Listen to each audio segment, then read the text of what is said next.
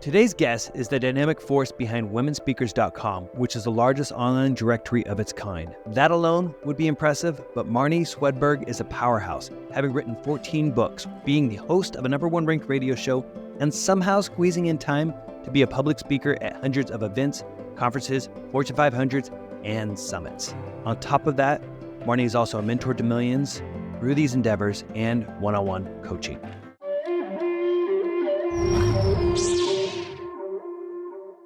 Welcome, Marnie. Hey, great to be here. Thanks, you guys. Of course, I almost want to jump straight into how the heck do you manage all this, but I'm sure through the conversation we'll figure some of that out. But I'm curious, have you always worked for yourself? Okay, so I have always either worked for myself or worked for entrepreneurs. And so my dad tried to do an entrepreneur business when I was maybe in junior high or about that age. And he started this traffic company in his basement he was doing tariffs, and he would pay us a dime a tariff, I think it was, to sort all these and help him in this family business. But he couldn't handle solitude in the basement. It was like it worked. It was working financially, but he's like, I got to have more people in my life. So he ended up going back into the workforce. But so they're introduced early to it. And then started working for a couple entrepreneurs. One had a janitorial company, another had a ceiling tile company.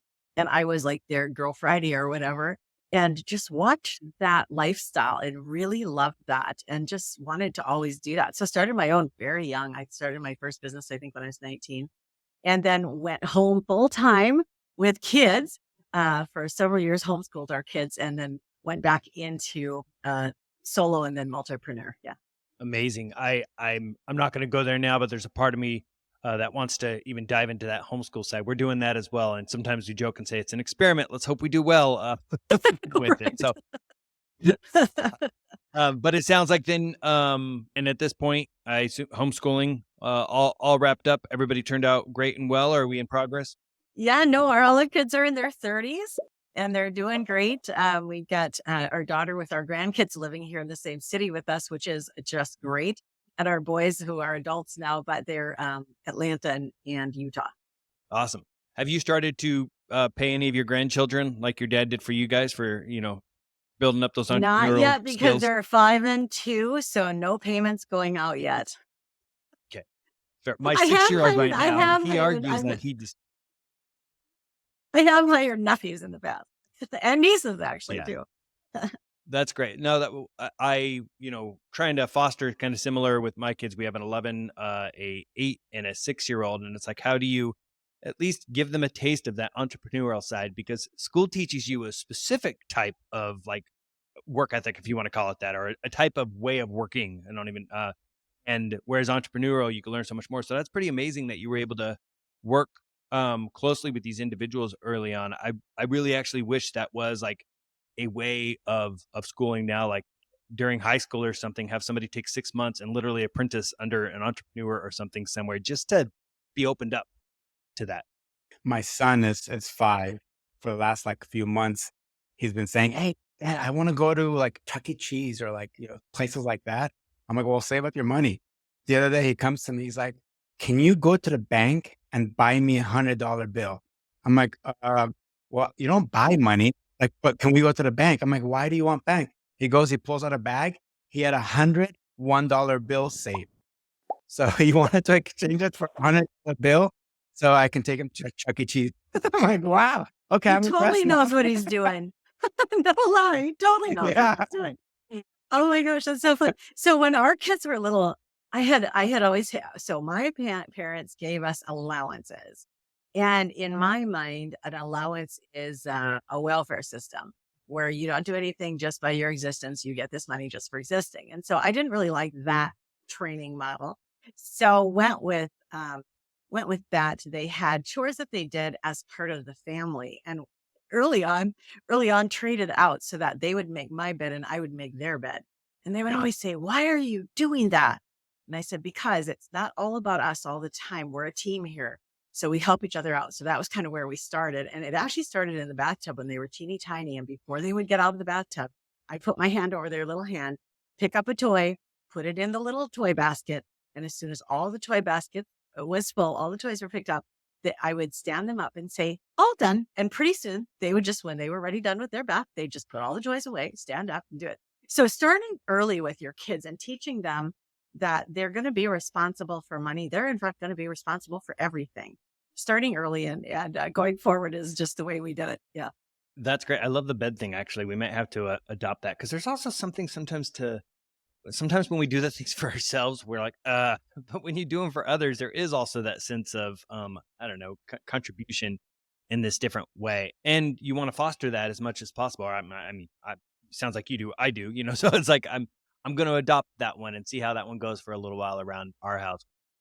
We've done similar with, allowance. We don't have an allowance. Instead, we just have a rotation that they do of the things that, each of them is responsible for. And, it's so interesting because initially, and I think adults can be the same way, we run into this thing where we all at first don't want to do that thing it is. But after a while of doing it, once you get into the habit of it, it's like, in some ways, like, my kids now with some of the things, they look forward to it. One of them switches and they get to help with meals and they enjoy that. The other one actually turns out he actually really enjoys doing the dishes. It's like, sweet, you start finding this out. And then the youngest one, it turns out, he's still the one who, we got to help a lot more. But I like how you approach that. And I'm adopting your bed making approach. Nice.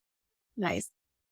I'm curious, you shared a couple of details, but I know that you've had points in your journey where you traveled, the world, and other points where you ran your own restaurant and retail store. Could you expand a little bit more on, sort of that gap between what you touched on a little bit of how you, grew more of your own entrepreneurial sort of outlook on life to where you are today? Yeah. So when I was traveling the world, we were also running the businesses. It started in 2002 when I started womenspeakers.com with just me on the docket. I was the speaker. And then it's grown now to 1,400 speakers, living all over the world, traveling all over the world. But during the years we had the businesses, I stepped back from traveling so much, was mostly at home, would only take speaking engagements during those years when it was a pinch hit. So one of my speakers had said yes, and then, oh man, somebody died or her back went out or whatever, could not go. And so then I would go to my teams at the restaurant and the retail store. And I would just, check with family first, of course, and then go to the teams and say, okay, who can cover for this, this, and this? And they'd all just step up and I would be able to go and cover for those emergency times. And, I think what I learned in that season was that if we would live more frequently as if there was an emergency, we would get a lot more done. You know how you behave when you got to go for a funeral in 2 days and you're like a energizer buddy. You're getting all this stuff done. But when you don't have that, you're just like slouching around and get stuff done at a slower pace. Yeah, it's Parkinson's law kicking in. I have to say, it's like you feel so much more alive too in those moments. But sometimes it's hard because there's that part of our brain that's like, don't push me. It's like you've got to get past that one point or that part of you that's like, no, I don't want to. I'm comfortable here, to the part where now you're like thriving because you actually are energized around those things. So it makes a lot of sense. So then for you, when you started as the single speaker on, a platform now that's grown so much, did you envision where it was gonna go, or did literally just kind of one by one just start building itself and you're like, oh, there's something here? Yeah. So I'm a spiritual person. I talk to God all the time. And actually one day I was minding my own business. I had a first book out that had started me speaking. So I was speaking places. But one day I was just minding my own business and there was a blue clickable US map in my brain. All of a sudden I'm seeing this blue clickable US map in my brain. I'm like, what is that doing in my brain? I don't know what that is. So I just started asking, what is this about? And it came to clarity for me that the mega churches, the huge churches, could go to a speaker's bureau and get somebody to come and speak at their women's events. But the little churches, like all of them up to even 1,000, those churches were having a hard time to find speakers near them who would be willing to come within their budget and do their programs. And it was just in my heart that I was supposed to start that. And I was like, I have no idea how to do that. And I had learned enough HTML to build a little Marnie.com at the time. And so I thought, well, I don't know, maybe maybe I'll figure out. So I would just start it and God help me and immediately found the blue clickable map, which is crazy because I don't even know if I could find a blue clickable map today if I looked, but found the exact one that was in my head and just started putting it together, put myself in first. And what was in my heart was to build it for 10,000 speakers. And I'm like, I don't even know how to build it for one speaker. So I have no idea how that would look. But I just started, and what happened was it start immediately. I mean, just barely got it out to the web as womenspeakers.com, and speakers started finding it, and planners started finding it. And that was really the launch pad for pretty much everything I've done since then. Started with that little blue clickable map. Amazing. And then when you continue to expand upon it, did you find that you started like hiring out that, or did you have so many people who wanted to be part of it? They're like, let me help with it. Like, what did that look like? Yeah, mostly doing all the work myself. Even to today, I just have a couple really part-time assistants, really managing it mostly myself. And I really like to keep my, my thumb on the pulse of it a little bit, just to see, I vet every speaker that comes in. My team visually vets every invite that comes through. We've had up to 1,800 scam or spam emails come in at a time and had to go in and individually block all those IPs. We've had the FBI involved. So there's a lot of things Oh that my can go goodness. wrong. But there's also the seasons that are just fine and not intense like that. That's amazing. I mean, I think it speaks to obviously like there's maybe you're one of the original, no, I know there's other, but solopreneurs out there. Like it's a term that is used a lot now because a lot of people want that sort of lifestyle where it's like, how do I, operate fairly lean, but a business that works well for your lifestyle lets you still contribute to others, but it doesn't become too large that in its own right, gets you away from some of the stuff that you love. So do you think then when you think about the future of your company now, do you see it as remaining, fairly similar to what it is now, or do you have a different vision plan for it as you continue to, reach others? So I'm sure you guys are familiar with Michael Gerber and E-Myth, right? And how he talks about every entrepreneur should set up their business in such a way that you could turn it into a chain or whatever. And I just adopted those principles with both Marnie.com with that business as well as with womenspeakers.com, because what I want to do is I want to have the systems in place so I can bring people in to help as it grows, as it has seasons of the speaking industry. You have, the big fall booking and the big New Year booking, and then summer's more quiet. I mean, it's just seasonal like that. So setting it up via that E-Myth strategy has made it be very streamlined, even though I never intend to make a men's one and a missionaries one and pulpit supply one. I don't intend to do that. Other people can do that. But I wanted the benefits of having it be that streamlined. What I see is that the womenspeakers.com is on a trajectory toward that 10,000 speakers eventually, potentially. I mean, there's like 285,000 evangelical type churches in America. So it's not unreasonable to have 10,000 speakers. If you're looking at all of before COVID, we had done a survey, and our speakers who were using the site were booking about 8 speakers a year. So you just imagine. I mean, it's just a lot of potential. There's a lot of speaking engagements out there. What was the impact of COVID to women speakers outcome? Every event, every speaker was canceled. Every event and every speaker. I mean, it was crazy. It was just went from, in fact, our busiest month ever, matching leads there was February of 2020, and we still aren't back. There's a lot of churches who either they are still doing quite a few things on Zoom, or they're having events, but they aren't getting the attendance out like they used to do before. And so I think one of the reasons is, especially the younger women, I think that they had the taste of spending a little more time at home. They got out of the rat race that they were in before COVID. They tasted what it felt like to be at home a little bit more, to not be scheduled every single minute of every single day. And I think they liked that. And so I think that's part of it. Part of it is still just we got comfortable doing the Zoom thing. And so going back to the real meetings has just taken some time. It's coming back really well, but it does surprise me that 3 years out, we're not, uh, we're not fully back and in fact growing like it had been before. Did you switch at all to like that Zoom model for Oh any yeah. of the Yeah, Yeah. okay. Got it. Yeah. So It's everything, not as I mean, dynamic, all the but it's, meetings.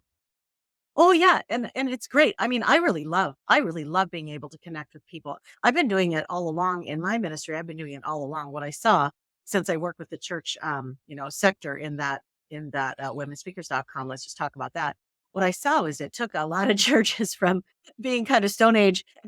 They had to figure out how to do this now. They had to figure out how to catch up with technology. And so I think it's great. I mean, huge. There's pluses and minuses out of everything, but I would say that'd be the huge plus. The small minus then is that we lost some connectivity face to face, and and all businesses are feeling that too. People don't want to come back to the office; they want to work from home. Yeah, you got a taste. It's like, what? Got a Why taste would of I it. want I know. Why do I want to Yeah, travel? anything else? Why do I want to pay for hotel and Do flight? Why you don't I just stay here and like, No, exactly. There was yeah, the study out that the other day that also mentioned, I want to say it was estimating around like $40 or $50 per day for the individual when they're going into the office between traffic, the time, some time lost in traffic, wardrobe food, all everywhere. these other sort of Yeah, things. Yeah. So it childcare. starts becoming that thing where it's like, and then which is going to be interesting to see how it all shakes up because some companies are trying to be a lot more strict with it. And I don't know. I believe that while I value in person and think companies should have some in person, I'm a fan of remote. And I also don't like to once once once something's happening and people have proven that they could do it, when you try to take that back from them, there's just something in our spirits that say, "How dare you?" I'm not And there. I think that's going to actually lead to more and more people saying, "I am going to work for myself. I'm going to start, XYZ or consult with my skills." And I think you'll see a big shift to that person.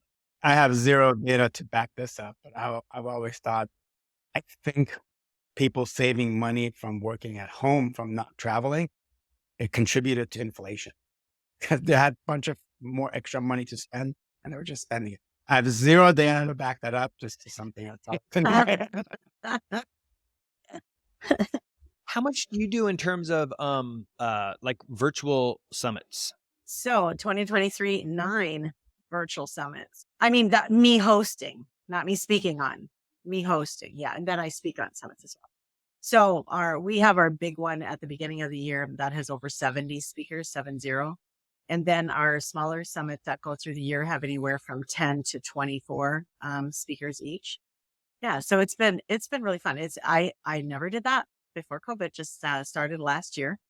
And I've been mostly in the seat of connecting the speakers with planners who had on-premise events.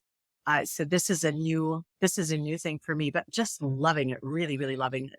Yeah, that's great. And is the thing you're doing? Don't you have a Christmas one? Is that a virtual summit or is that something else? Yes, it's a virtual. It's called Holiday Strategies, and we've got 12 life coaches and trainers who are coming on to help you understand how to really enjoy your holidays, take care of yourself, prepare for those difficult, sometimes family relational things that come up at the holidays, as well as reduce some stress and save some money. So it's going to be a fun time. It's an afternoon summit on November 7th.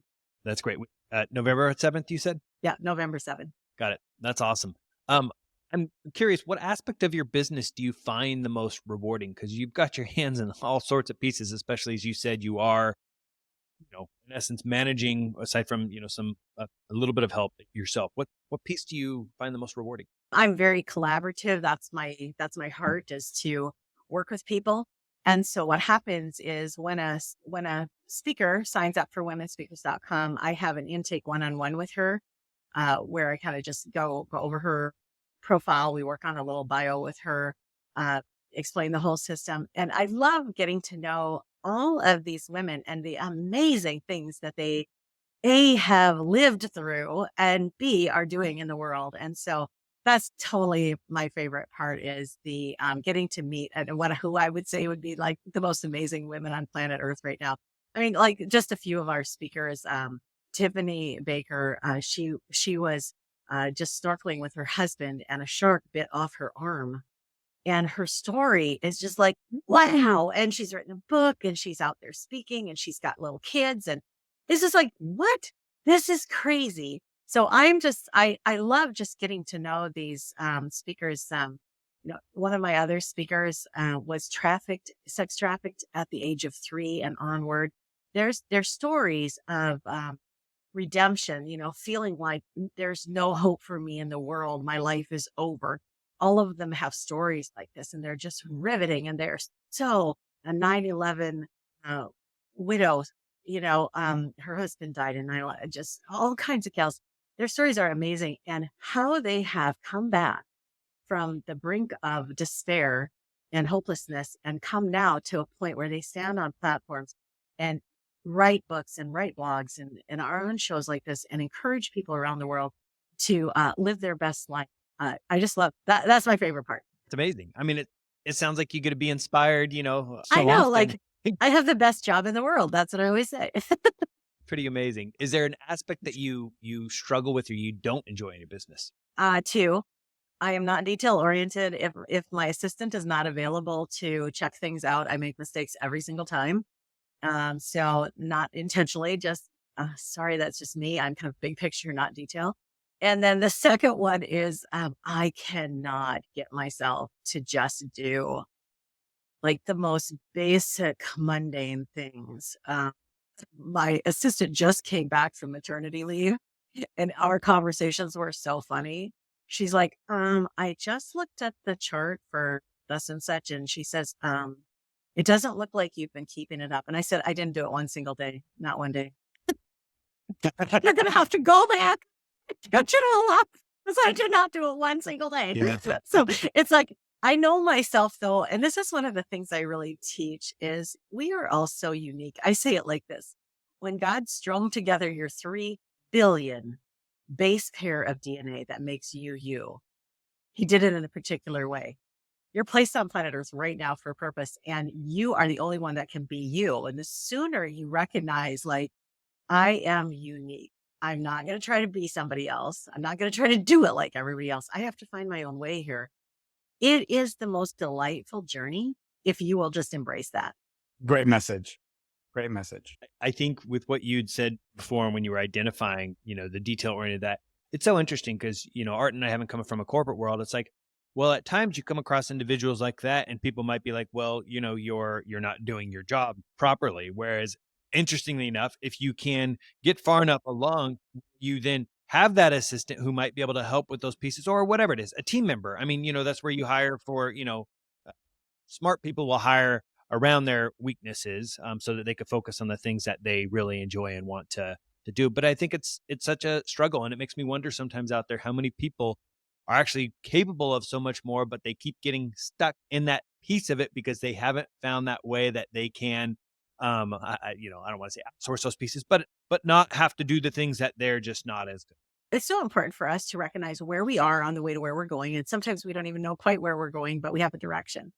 And I want to tell a little story here. When we bought the restaurant, I was homeschooling at the time. My husband was working a full-time job in another city, so he was coming back and forth. And I had never worked in a restaurant. And so we just threw me into the deep end of managing this restaurant, 18 employees. And after we bought it, September 6th, we bought it. And it's coming up to Christmas time. And my husband says to me, so how is it going with the restaurant and homeschooling? And I said, bottom line, either we can sell the restaurant or I can homeschool, but not both. This is not working out really well. And he just said, no, we don't want to do either of those things. So let me think about it. So he came up with, he's an ideator. So he came up with this plan. It was called a Send Marnie Home Bonus.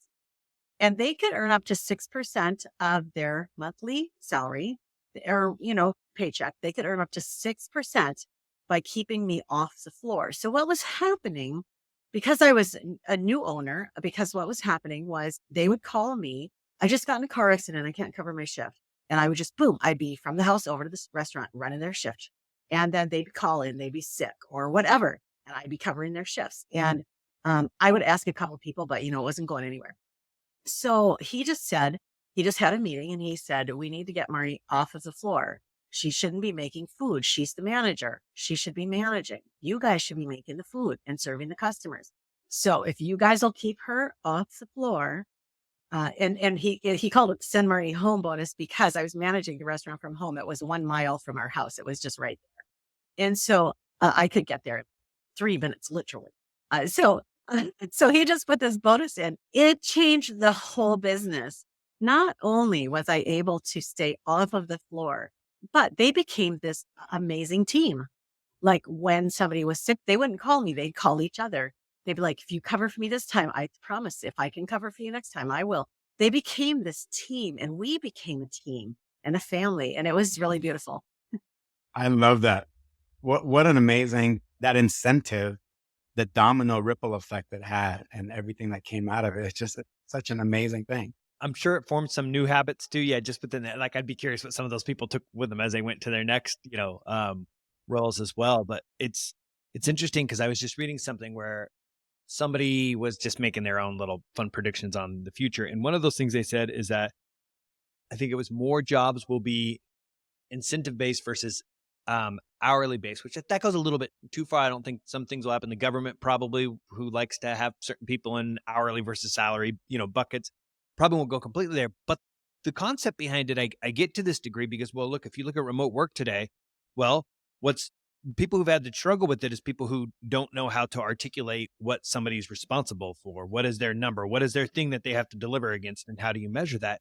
And at the same time, when you do look at some of the fields that are often well paid with sales is almost always all incentivized. And don't get me wrong, if you're not good at sales, that doesn't work so well for you. But that's exactly the point. It gets you into the role. And so I love what happened here. And I'm going to actually start thinking about that anytime I'm hiring, I think, anybody, because it's like, why wouldn't you? What's the thing? And I love, the name you even came up with for that. It's like great because it literally focuses them exactly on what the mission was. And that's great. I love it. It brings to mind, to the caution of one time is a gift, a second time is a surprise, and the third time is an expectation. So when you're giving bonuses, you want to be really careful that either you're thinking very long term or you're just really going to do it one time for a special event. We have a short-term rental right now, and we haven't switched fully over to that concept, but I have some friends who basically the way they do it, it's like, okay, every month that it's a 5-star reviews and no, concerns from the cleaning standpoint, then that's when, you get your, bonus payout, whatever it might be, which is an interesting approach to it. And I think it's, another example of where somebody can do it. Fortunately, I just got a rockin' cleaner who's just so amazing that we've just, stuck with a more basic model. But I do think that that's something that we should all consider. It makes a leader better when they consider that, because it forces them to determine what's important as well. So I think it's an amazing exercise for everybody to go through. Curious on the book front. You've written 14 books. Very few people write 14 books. Maybe if you're Stephen King, Grisham, a few others out there. Can you share a little bit more about how you managed to do that? I know. How'd you find the time for that? I'm like, are you related to like Elon Musk somehow? Like, Artin has one, and I have a guide. So The first book I wrote was called Kitchen Shortcuts. It was published by St. Martin's Press way back in 1996. And it took me 2 years to write it, and it took them 2 years to publish it. So the first book took 4 years. Okay. And after that, they wanted me to keep writing for them. And I said, I don't have anything else I could say. So I didn't go forward with them at all.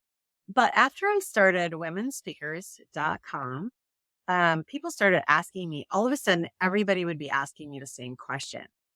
Like they would be asking me, well, we found a speaker we want, but we don't even have a women's ministry in our church. How would you start something like that? So what my process was I would go to, at the time, Amazon wasn't a thing. You had to actually go find things. And I would go to my library and I'd sit there and I would go through interlibrary loaning and I would find, books and I would read them and I'd be like, okay. So I wouldn't find one that I would say, for example, I did not write a book about time management because if anybody asks me about time management, all I say is just read Tim Ferriss's 4-Hour Work Week, take what works for you, let the rest go, and you'll be better than what I could have written. Okay. So that's kind of where I'm at. But if I didn't find what I was looking for, if I couldn't find what I would have said, then I actually wrote it. And so it was a very specific, all nonfiction, all practical how to's, all things I had been doing. And I knew people who could help me fill in the extra thoughts, you know? So then I would just write these books and go forward like that. So some of them are self-published, some of them are traditionally published, but basically for the first several books, I just wrote about topics that I was super familiar with. And I was just actually doing brain dump and then formatting into book. And then there was this moment when everything changed because I was asked to I was pinch hitting only at the time. We had businesses and kids homeschooling. So I was only pinch hitting, and a gal reached out to me and she had 7 speaking engagements in 3 cities. No, it was 7 speaking engagements in 7 cities over a 3-day period of time. And her speaker had to cancel. It was on how to write an ebook. And she knew that I wrote books and ebooks. And so she was curious if I could teach that class. And I said, sure. Let me just check the schedule and get back to you. I checked all the schedules would work. I had 17 days until I did the first presentation. And I said yes, because everybody could cover for me. And then I remembered that there was this new thing with Amazon, that they were doing ebooks on Amazon. And this had happened when I was blinking. And so I started researching. I thought, oh my goodness, I am so far behind. I am not ready to teach this class with this new technology, with this new thing out there. I was ready to teach the old way of ebooks, but I was not ready to teach the new way. I began to research, like just serious. I hired a couple of researchers. I began the process of getting ready for this speaking series. And I realized as I was early, like within 24, 48 hours, I realized by the time I'm done, I'm going to have a book here.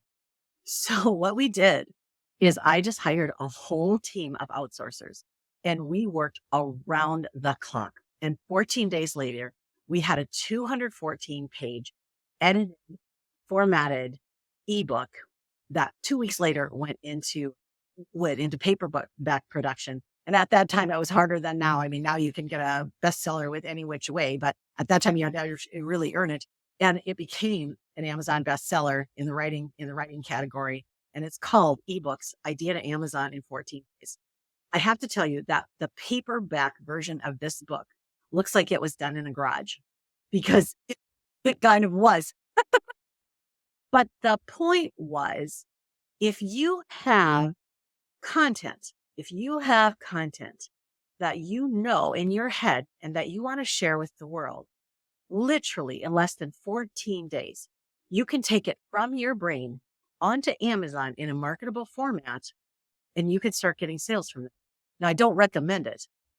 I don't recommend it unless you have a big team to help you do this, but it is possible. And that was my point. That was actually what I was trying to teach. And so when I went and taught it, then I had this to give to, I gave the digital version to everybody that came to the sessions. And yeah, it was really a fun ride. It was crazy. That's awesome. I feel like that's what a lot of, different individuals selling programs, courses, all that today. Like one of the things that they'll put out there and talk about is obviously, whatever it is that you're either learning or that how do you teach others how to do it? It sounds like, as you were finding yourselves in these situations, I love that you were there to say, sure. I mean, if your time allowed for it, how can we figure it out? But you also related it back to something else you said earlier about the energy and kind of when you do things in that short period of time, again, like despite back to what you said here, I mean, that's a lot to try to accomplish in that, and you need a team. Oh man, it was crazy. Yeah, because other people though would go back to your first book. I know different things you learn from that, but it's like most people, even 4 years, they wouldn't have one, but you managed to do it in that short period of time. And I think that if we can get out of our own ways, oftentimes there's these books within all of us and our own stories as well. So I think if I would have known in advance how much it had changed when I was blinking, when I was running our businesses, I would have said, no, I just don't have a clue right now. I could have told you a year ago, but I can't tell you now. But because I had said yes, I had to do it. And that's another principle actually, is that when you have to, there comes up something inside of us that allows us to actually do it. It's Olympians. It's, you know, I mean, they never ran that fast in practice, but when they have to, they do, you know? Actually, one of the laws of influence, I think, I forget from the book, where if somebody commits to something, uh, they will most likely follow through with it. And that's kind of, smart salespeople try to get them to commit to something verbally. They know that they probably have a sale there. But yeah, it's interesting psychological game. There's a fun follow-up story to that. So, several years later, this same person needed somebody to organize a huge project for her. I had just been praying about I needed $10,000. That's all I needed for just one thing I wanted to do. I needed $10,000. God, where am I going to get 10,000 extra dollars? And uh, she contracted with me to do this huge project that took months to do. And in the end, the bottom line was $10,000. That was what after all the expenses and all the whatevers, at the bottom, there was $10,000. And I was like, yes. And, you know, I just always firmly believe if you are called to do it, if you are created to do it, it'll be there for you, whether it's time or money or people helping you or whatever.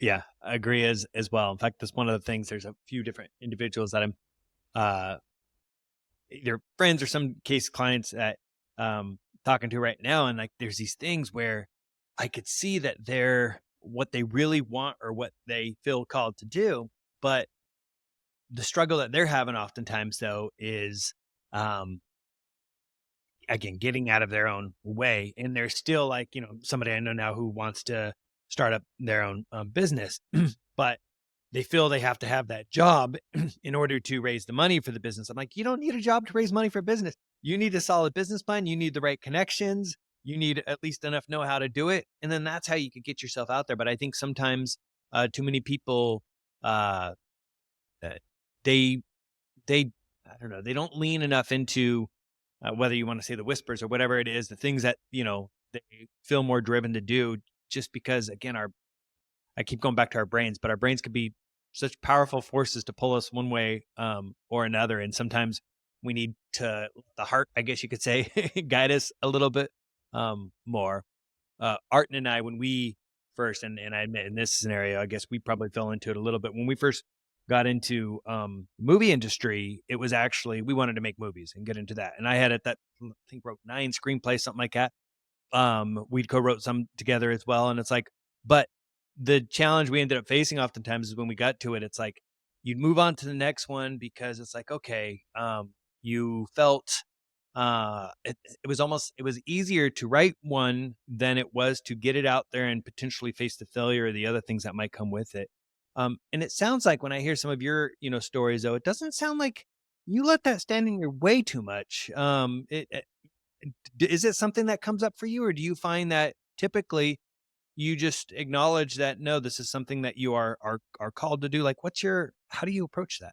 So I teach a lot on mission and vision. And I think once you're very clear about your purpose, like why you're here, what you're supposed to be doing, then those decisions come pretty naturally. So I exist to encourage women, to provide them with practical help and to turn their thoughts toward Jesus. That's why I'm here on planet Earth. So as I am considering anything, I remember when my husband asked me, he wanted to buy this restaurant. He wanted to have me manage it. And his purpose in it was to teach our teenage children as well as community teenagers what it would look like to run a business from biblical principles. And so I was like, I think it's actually just going to be a restaurant. A lot of work, but that's a nice vision.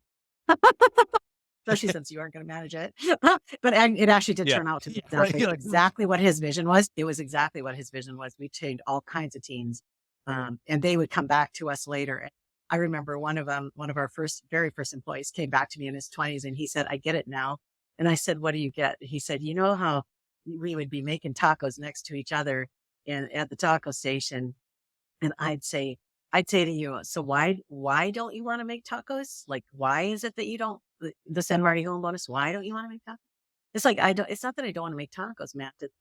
It's that there are things that only I can do for this business. A lot of you can make tacos, but there are things that only I can do for this business.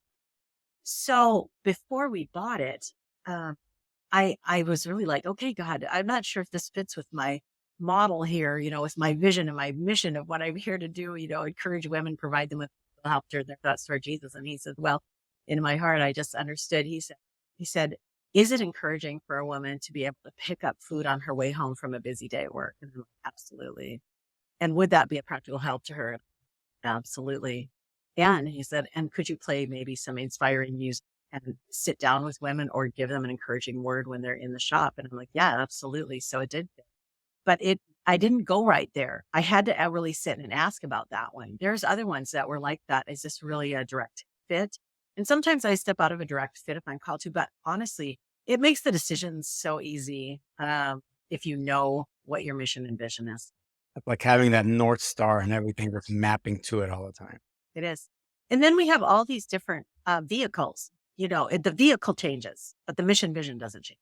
I think what you just said there, that's super important. And I think where a lot of people then end up, struggling a bit is not having a vision that they truly can stand behind or believe in. And sometimes I wonder though, is it because they haven't found the right why, or is it because they're wandering too much looking for a more perfect why, and then they don't go down that pathway to really pursue and foster that why? Do you have any thoughts around that? I think there's so many reasons why people can't understand their mission or vision. Everybody has one. I really believe that. Just like you have a unique thumbprint, you have things you naturally gravitate to and things that really almost repel you. Things you can't get yourself to do, other things that just delight you to do. And all of us have this, but I can't remember who it was that said, it's not that you're afraid that you'll be too small. It's you're afraid that who you really are might be too big, that you're not really going to be able to do that. And I just encourage, if you're listening and you're one of these people who hasn't really gotten down to the core, like of who you are and why you're here, your mission, vision, take some time and do that. There's a simple training at Marnie.com, or, just find somebody that can help you with that, because I'm just going to say what I believe is there's some lies that you're believing either about yourself or about God or about other people that are just not true. And once you get rid of the lies, and sometimes you can't do that by yourself. Sometimes you actually have to have somebody else speak truth into your life. For example, I did not learn how to read proficiently until I was an adult. I really struggled with reading all the way through school. I could not read. And so I would memorize a lot of words. I'd sit and sound out things and I would get through it, but it was really rough. As an adult, then I began to read just out from under the pressure of school, I think is what it was. I began to be able to read. And so then I just read everything I could get my hands on. The library knew me well. I would sometimes enter a library alone 100 books at a time. And I would just read. But because of how I always was treated in school and always felt in school and behaved in school, I always thought I was a really dumb person. Even I knew better. But some of those, you just aren't very smart. Things came with me all the way into adulthood. I just want to say everybody has stuff like that. Maybe not my story, but you've got stuff like that you didn't earn or deserve. You just got. It was just spoken over you, spoken to you, spoken into you, yelled at you, whatever. These lies are in there somewhere. And as soon as you can recognize them, that's when they have to go away. The lies don't have to stay. You get to live in truth, which is just such a beautiful thing. So find somebody to help you if you can't, to the point where you'll look at your true vision and mission. That's fantastic. Yeah. And I think as you mentioned, you said you have something on Marnie.com. Is that right? Yeah, it's just a mission and vision training. It'll take you, the first time you go through it, it takes you 2 hours, you own it. And then after that, like for me, I do a mission and vision statement for every major project I undertake. I go back and I do one for the project. So I know who I am. Now, what is this project? What is this for? Because it's like writing, for those of you who have written book proposals, a book proposal forces you to narrow down your audience, your competition, your message, exactly what you're going to do. And a mission vision statement for every project allows me to get that focus for every project instead of just going in like, well, I think what I need to do right now is this, that, or the other. And then I'm just going to follow through it and see how it turns out. If you get very focused at the beginning, it's going to be great. I have a success plan for that where it's just SUCCESS, and you just go through each of these things and you even thinking about like, who else can partner with me? what, like the collaboration, this one of the C's, the collaboration, when this is done, who could partner with me? As I'm making it, who can partner with me? Like, where are the collaborative opportunities here? If we sit and think ahead before we go plowing into things, and I think this circles back then to your bright, shiny object question earlier. How do I not get, tempted to go down all these bright, shiny object pathways? And how do I say yes to so many things? It's because by the time I've done a mission vision statement or a success plan, I know which things are for me and which things aren't. And so before I invest deeply into them, I just take the time up front. And I can do those. I can do the mission vision statements now in about 20 minutes. Once you're used to the process, it's not a big hairy deal. That's great. I love it. Curious, taking us back to the books for a moment, which is your favorite of your books? Every author will tell you the same thing, the one I'm working on right now. But I think honestly, my favorite was, it came out in, I think, 2016. It's called Flow Through Vessel, and it's still just doing great. It's a book about how again, I've mentioned this several times, a very spiritual person, but how God actually wants to not just take the me, that's the human part of me, and use that, but he actually wants to help me. He actually wants to flow some supernatural stuff in me and through me. And I just think that is the most exciting thing ever. And so I love that book because it teaches us how to let God himself flow supernatural stuff through us. And I see that in my life all the time. There's things that I can point to all the time that are happening supernaturally that I could not possibly do without the help of Amazing. And then do we know what your next book, like, have you shared what it's about yet? God. So I believe that the next book, the one that I'm kind of working on right now, is definitely going to be a money book. And this is because there's so much confusion about money. Like, what's the rate of amount of money to have? And if you have more, how much should you give? And how much should you enjoy? And how much, there's so many questions. How much should you invest? All that there's so much question about money. And the Bible talks about money almost more than any other topic. And so what's really cool with the perspective that I shared it recently in a webinar, and people are like, you've got to get this out there. And that's usually how my books come, is other people are saying, I can't find this information anywhere. I need this in writing. I need this to see this. I'm super excited about that. So maybe just let me start with just one example of what's going to be in this book. So in the Bible, there's all kinds of people that God is excited about. He gets excited about so many people.